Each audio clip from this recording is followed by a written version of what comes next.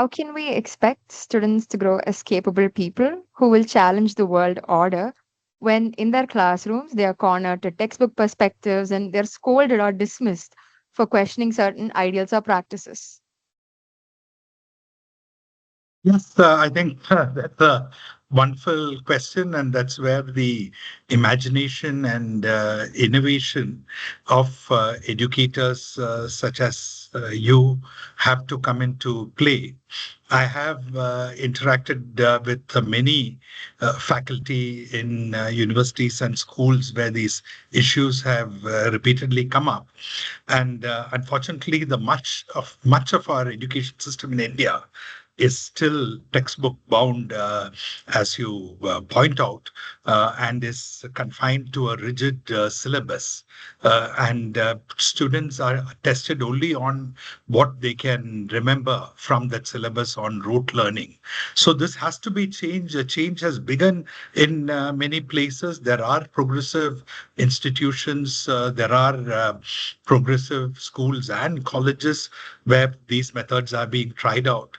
As far as I am concerned, in OP Jindal Global University, I have complete freedom to create my own course and to teach it in the way that I want. And of course, there is a committee which reviews the course, and there is constant student feedback on what they thought of the course and how they benefited from it.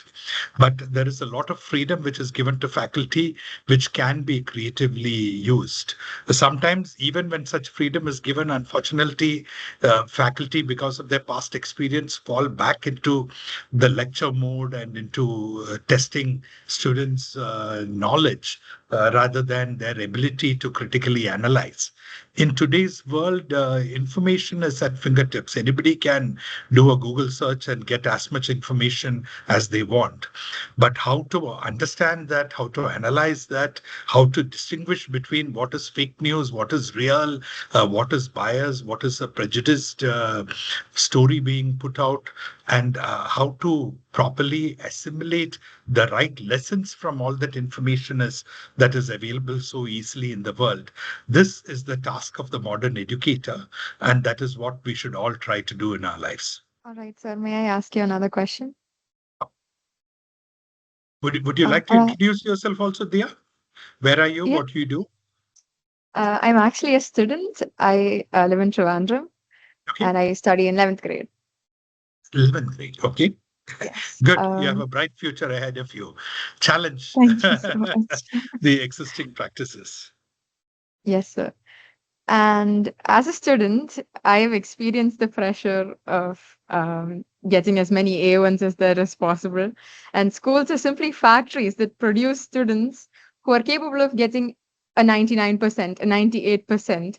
And the saddest part is that this academic validation is required for universities and further studies.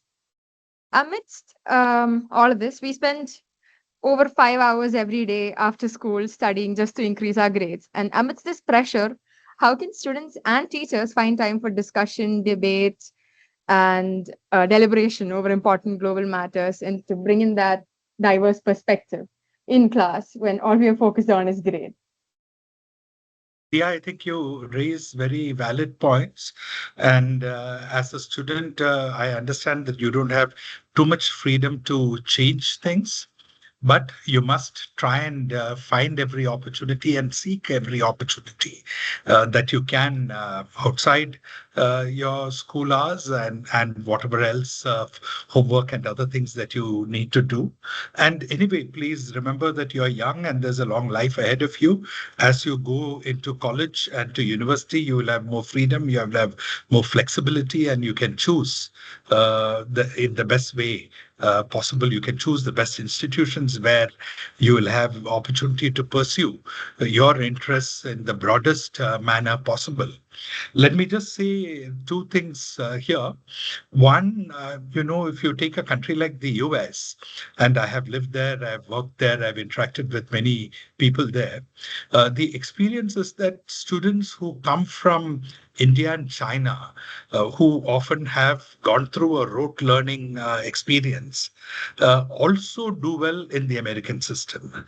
They tend to take a little time to adjust to the US university system, which gives a lot of freedom to students and is research based. But once they have adjusted, their foundation holds them in very good. So the point I want to make to you is don't completely, like I'm against the rote learning system. I'm against everything that you say, but don't completely ignore it, disregard it. You have to anyway go through the system. So try and do your best. And the skills that you acquire, the foundation that you acquire is going to stay with you throughout your life and is going to serve you well. Anybody from India who goes on to university, whether in India, outside India, who goes on to a career, will find that if you're in an English medium school, your English skills are vastly superior to others. And in general, your ability at mathematics and science and general knowledge is far superior to students who come from other schools.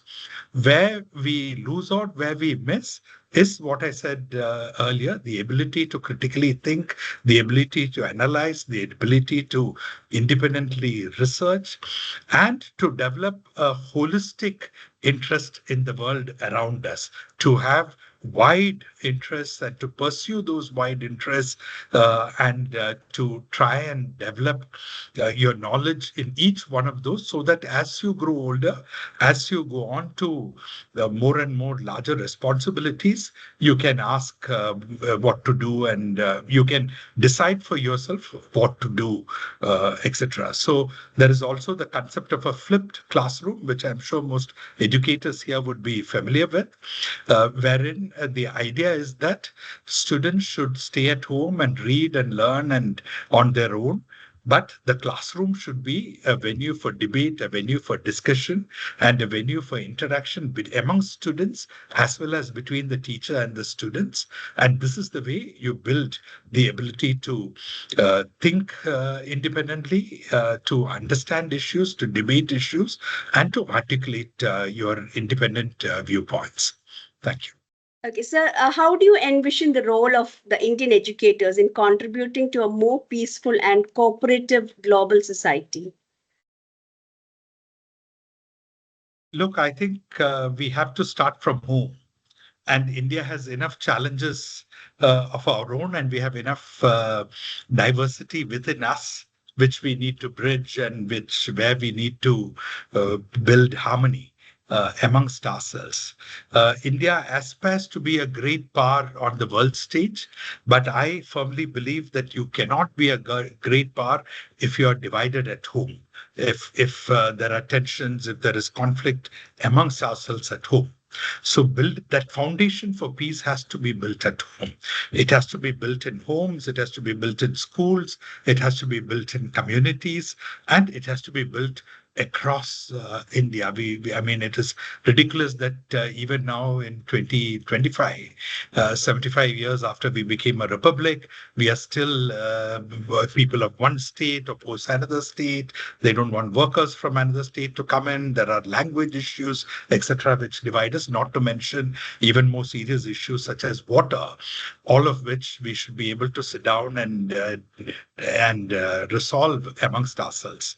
So I think this is the fundamental. First, let us start resolving issues amongst ourselves, promoting diversity, promoting inclusion, promoting harmony, promoting peaceful solutions through debate, through discussion, through democratic means within the country. And from that foundation, we should look at the world. Now, as far as the world is concerned, we can only teach our students. We cannot change the world. Our students are sitting here. It is world leaders who have to change the world. It is conflict actors who are engaged in promoting war, promoting violence, promoting terrorism, who have to be changed. So that is a large political issue. And it is not something which can be resolved within a classroom. But what we can do is to make sure that every young Indian, every child, every youth becomes an ambassador for peace, becomes a strong supporter of the UN, argues for international cooperation wherever they are and whatever they do. And through that, they become wonderful global citizens. In today's globalized world, students, Indians, can travel widely. They go and study abroad. They find jobs abroad. They live abroad. So each one of them has an opportunity to contribute to the community in which they live, to raise awareness in those communities, especially if they are conflict-ridden communities or prejudice communities where prejudice is dominant or bias is dominant, and to encourage them to find solutions. So the message of peace is something you should carry with you. It should be internalized in our young people, and they should be able to carry with them wherever they go in the world so that they become ambassadors for peace at large. That was well explained, sir. So we have another question from Dr. Varghese Pandalukaran. Uh, is there some standard methods that schools can adopt to teach students the art of conflict clarification and resolution? Well, thank you, Dr. Varghese. I'm glad you're part of this discussion, and I think you have written a book, so you should tell us first what are your ideas and thoughts on this. But as far as I'm concerned, and based on my experience, which I narrated earlier, I think it is extremely important to try and provide our children with a broad understanding, with a holistic understanding, and to try and avoid one-sided perspectives or just a dominant narrative. Now, this is not easy in our polarized times, in our difficult times. And just like the syllabus and curriculum, etc., was mentioned earlier, not just directives from various authorities at various points of time, but there is any number of social pressures which try to prevent free debate, free discussion, and an open exploration of issues from all perspectives, even within a classroom. This is sad, but that is a reality. So we need to be innovative in trying to bring about that discussion, and without hurting sentiments, without harming people in any manner, especially our children, we need to try and bring about a larger discussion which leads to a greater understanding amongst the students on issues. So how you do it, I think different people have to innovate their own pedagogical methods, but I explained what I try to do. So he's asking for some widely accepted models. Yeah. So that's what I was looking for. Since with your wide experience, international experience, have you come across with some widely accepted, globally accepted models which we can adopt in India to in the classroom context? This could be some concrete, contribution from your side to our teachers. That's why I asked this question. Right. I'm sorry, I cannot come up with one particular model that I'm aware of, which might be easily applicable globally or within a country. But from my knowledge and experience, these are things which nobody has perfected. In fact, the people who promote it the most, for example, the Scandinavian countries, are places where conflict is much less than the developing world or the continents of Asia, Africa, and Latin America, where there is a high level of conflict. But still, the world is in so much flux today that it is difficult to pinpoint a model or to promote a model. And even these societies now are under challenge. So hopefully more creativity, more innovation will come from them. Or ancient societies like us who have a long tradition and history of practicing on our own through indigenous efforts, whether it be mothers, whether it be community leaders, whether it be panchayats. We need to take our experiences to the world. But I'm sorry, I'm not aware of a single model, and I am happy to join your quest for such models which will apply to everyone. But I presume that today, in a society like the US, in much of Europe, there is so much polarization even there, which is emerging. There is so much intolerance. There is so much bias and prejudice, which is very obvious to everyone, that people, the right thinking people within these societies, have to come up with better ideas and models, or to look at places like India, where perhaps there are models which can apply to them too. So what advice would you give to teachers who feel unequipped to talk about global issues in their classrooms? Well, um, I don't know what to say. I would only say don't rely on Wikipedia alone. Don't rely on Times Now and Republic TV or some of the dominant TV channels. Students, especially at the university level, have a tendency to be very perfunctory about it. And now we have artificial intelligence too. So we don't rely on ChatGPT or any of the artificial intelligence tools.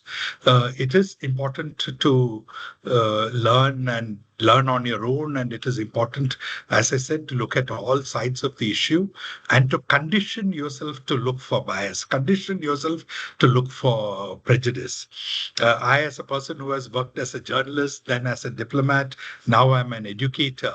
When I see an article, when I see a news report, when I see something which appears factual, WhatsApp forward, you immediately sense that this is fake news masquerading as real news. So when we analyze global issues, it is important to be as objective as possible and to share all sides of the picture. For example, if we look at the situation in Gaza, which is absolutely tragic, and there is, in my view, no excuse whatsoever for what Israel is doing and continuing to do, and what the world is standing by and watching.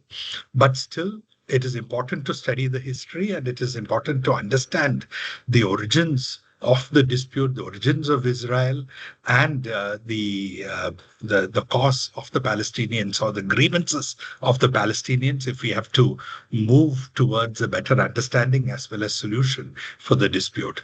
Similarly, with regard to the Russia-Ukraine war, we must understand the perspectives of both sides, and we must understand the role played by organizations like NATO or external powers like the United States and Europe in either fueling the conflict or in trying to bring the conflict to a peace. Also, there is great lessons to be learned in the role which is now being played by countries like India, Saudi Arabia, Turkey, etc., in trying to mediate between big countries involved in disputes and to find solutions. So it is a complex world out there, and there is no quick fix. There is no easy solution. But like I said, guard against bias, try and understand all aspects of a problem, and try and teach your students to look for all sides of an issue before they come to any conclusion. Thank you for that, sir. Sir, Sri Kumar sir would like to ask you a question. Sir, can you unmute yourself? So there was a recent article by Nirupama Rao about the lack of interest about learning about India, especially among the US policymakers and also the universities, in the universities. Whereas when it comes to China, they have a Schwarzman Scholars Program, which is implemented in Tsinghua University. This lack of interest, this comes at a time when India is emerging as a kind of economic superpower, or no, fifth major or fourth major superpower. And then we also have a soft power in terms of our technological strength, and also our rich tradition, Indian knowledge systems. And we have been able to establish it. And in fact, the largest Hindu temple is not in India; it is in Cambodia. So we have been able to cross these boundaries without any physical power. We have been able to establish this influence across the world.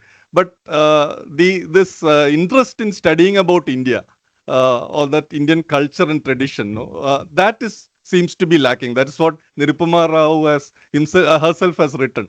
So, going by your experience, traveling to so many countries and spending so much time there, what do you think is their perception of India?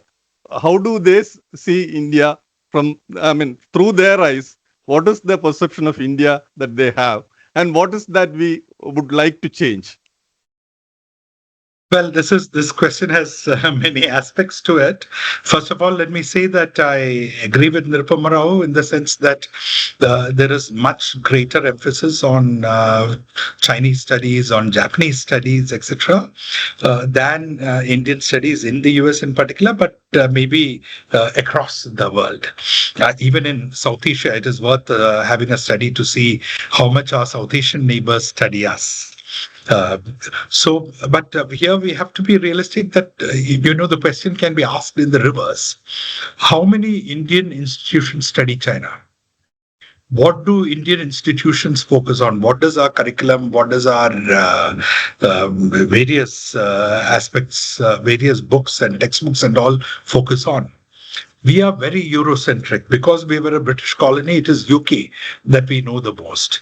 And beyond the UK, it is the US. Even about Russia, which has been a friend and partner for long, how much do we know? Pakistan, a country which is a twin to us, with whom we have a long history of hostilities, how much do we know? We in Kerala are next door to Sri Lanka. Do we really know Sri Lanka? So we can ask these questions to ourselves, and also, first of all, we have to change. We have to expand our understanding of the world, and that will always benefit us, irrespective of whether they look at us and they study us or they understand us. But on the other hand, we also have to realize that while India and UK have had a long association with each other, the US has had a very long association with China and with Chinese educational institutions from before the communist times. So, and when China opened up in 1971, there was a rush of American investment into China. There were a large number of Chinese students who were sent to American universities on government scholarships. And even today, while Indian students are probably number one in American universities, there still continue to be large number of Chinese students there. American universities started opening up campuses in China much before India. In India, only now we have liberalized, and we have to see how that experiment proceeds and succeeds. So there are a number of reasons for why US focuses more on China, and to an extent, it is also driven by the kind of money Chinese government can put into educational institutions, Japanese government can put into educational institutions. I was in the Netherlands, and I was shocked in Netherlands when I saw that when they say Asia, they only mean China and Japan and not India. And if at all anybody else comes after China and Japan, it is Indonesia, which was their former colony, but India comes a distant fourth. So every country, every society has this bias.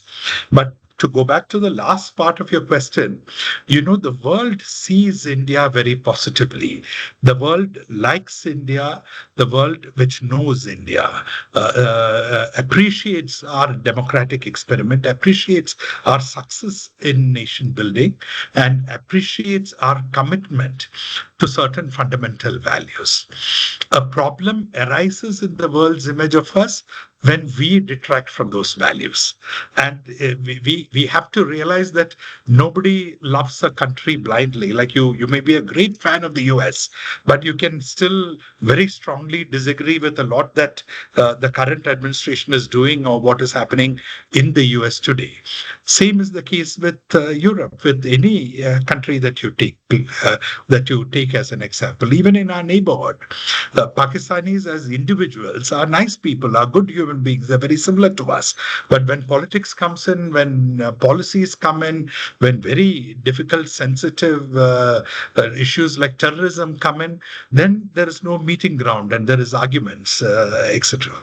So we have to realize that the world sees us positively for the success we have made in terms of our nation building, in terms of our core values. It is important that we don't deteriorate from those core values.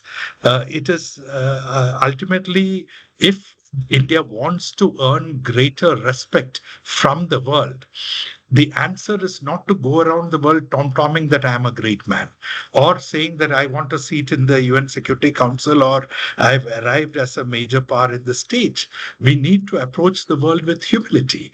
We need to approach the world saying, look, we are here to also learn from you. We want to help you and support you. We are engaged in a difficult task of building our nation. We realize we need to do much more with regard to poverty. We need to get education and health to far corners of our country, to all people within our country. We need to build infrastructure which is world class. We need to address problems of air pollution, water pollution, waste management. Huge challenges confront our society, naturally so, when you are a 1.4 billion people country. So we need to focus on our internal problems. If we can fix our internal problems, if India can eliminate poverty, that itself will bring us greater respect from everyone else in the world. We don't have to go seeking respect from anyone. And automatically, universities abroad will start studying the Indian experiment. It's like Kerala and the Kerala model. Why did people across the world start studying the Kerala model? To see what is unique, what is different. So we need to get things right at home. We need to stick to our core values, and our name and fame will spread abroad consciously. To the extent possible, our government has far more limited resources than the Chinese government in terms of supporting India's studies abroad. But our vast diaspora, the NRI, the OCI community, they can do a lot more in terms of contributing money to build institutions or to build departments or centers which can study India. This is happening to a small extent, but not to the extent we would like to see it happen. And that is a process which should continue. But in the meantime, I think we must also study the world much, much better. We must start with our neighbors. We must know our neighbors better. We must shed our UK centrism or Eurocentrism. We must study Africa. We must study Latin America. And we must know Russia. We must know China. We must know all countries of the world. And study of the world should be an important part of an India which is rapidly globalizing. In your experience, what is more effective in conflict resolution, building empathy or enforcing rules? How do we strike that balance in the classrooms? Well, I would say that enforcing rules is part of conflict prevention, not conflict resolution. Once a conflict has broken out, it is very difficult to enforce rules other than humanitarian law. Humanitarian law principles are the least which every country should observe. But even that collapses often, as we see in the situation in Gaza, even in Ukraine right now. So enforcement of rules is an inherent part of conflict prevention. We need to try and prevent conflict. We need to try and mitigate conflict once it has broken out. We need to engage in mediation wherever possible once conflict happens. And when I say empathy, it is not just sympathy alone, but it's an understanding of the reasons why the conflict has arisen, and an effort to reach out to the parties to a conflict to try and bring them together through encouraging them also to understand the perspectives of the other side. Looking back, is there one lesson or value you wish all the students could learn early to become peace builders? Pluralism, pluralism, pluralism. In a world where this fundamental value is falling behind, I think we should use all our strength to nurture our pluralism, and along with pluralism, an associated value is tolerance of difference in opinion, tolerance of dissent, tolerance of disagreements. I think these two fundamental values we can never let go, and we must try and inculcate in our students in every manner possible. One more question. That is, all the conflicts that we see now, basically they have some long history. Even this Thailand and Cambodia, this problem, and Israel and Palestine. So it doesn't erupt all of a sudden. It has a long history. India, Pakistan again. So, how do we deal with these things? Because one, there is a historical component to it. Whether we are trying to solve the present situation, there is a long legacy of this problem, and that wound is always there. I think, is it one of the reasons why we are not able to tackle these kind of conflicts, whether it is at a regional level or the global level? Historical conflicts are chronic conflicts. They are not easy to resolve. It requires extra effort. But there are any number of conflicts which have also been resolved. So it is not that it is impossible to resolve. And if you take Israel, Palestine, for example, there was an Oslo Accord which was concluded, for which the Nobel Peace Prize was given to the leaders of Israel, Palestine, and the US, which mediated that conflict.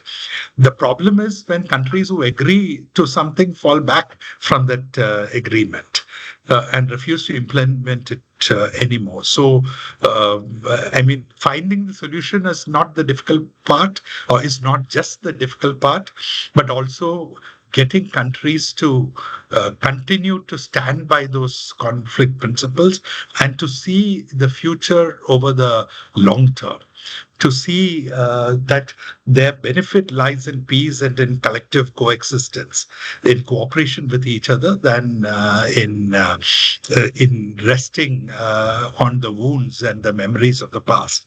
The best example of this is Europe. Countries which have had centuries of conflict. How many wars have England and France fought with each other? France and Germany fought with each other. How much has Europe been torn by turmoil? And now the European Union is such a wonderful example of countries coming together to create a common currency, to remove borders, to permit free movement of people, to try and coordinate economic policies together. And now they are even trying to build a defense policy. So that is an example for everyone in the world. Historical conflicts can be overcome. If you look at World War I, if you look at World War II, the actors of those conflicts are no longer at war with each other. It's an entirely different set of actors which were ranged against each other in the Cold War period. And now in the post-Cold War period, in this chaotic, disorderly world, there are too many people picking battles and picking fights with too many others. And there is a proliferation of non-state actors. So you cannot, these non-state actors are not, sometimes they use a historical prop, but they are not always characters who are sort of driven by historical grievances. They are more driven by their own ethnicity or their own religion or any particular factor which they think unites them.